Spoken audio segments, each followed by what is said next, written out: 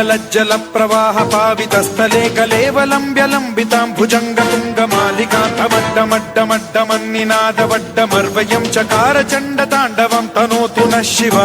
शिवम्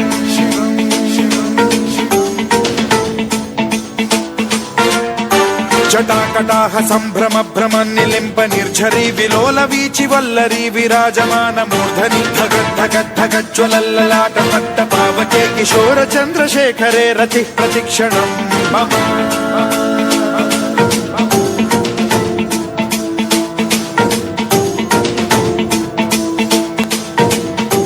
जटाभुजंग पिंगल स्फुरत् फणामणि प्रभा कदम्ब कुङ्कुमद्रव प्रलिप्त दिग्वधूमुखे मदान्ध सिन्धुर स्फुरत्वगुत्तरीय मेधुरे मनो विनोदमद्भुतं बिभर्तु भूत भर्तरि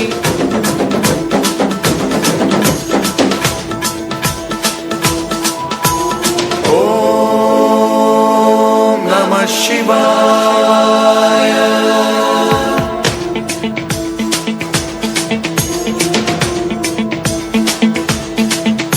सदाशिवं भजाम्यहं सदाशिवं भजाम्यहम् ॐ नमः शिवाय प्रफुल्लनीलपङ्कज प्रपञ्चकालिमप्रभावलम्बिकण्ठकन्दली रुचिप्रबद्धकन्धरं स्मरच्छिदं पुरच्छिदं भवच्छिदं मखच्छिदं गजच्छिदान्धकच्छिदं तमन्तकच्छिदं भजे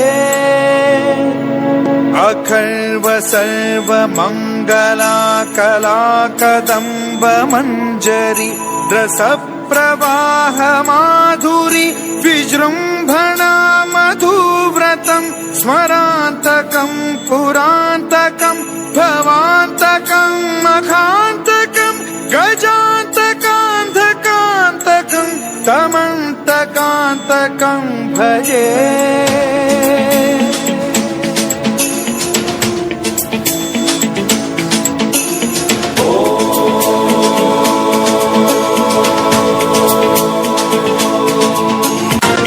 नित्यमेव मुक्तमुत्तमोत्तमं स्तवं पठन् स्मरन् ब्रुवन्नरो विशुद्धिमेति सन्ततं हरे गुरौ सुभक्तिमाशु याति नान्यथा गतिं विमोहनं हि देहिनां सुशङ्करस्य चिन्ता विमोहनं हि देहिनां सुशङ्करस्य चिन्ता विमोहनं हि देहिनां सुशङ्करस्य चिन्ता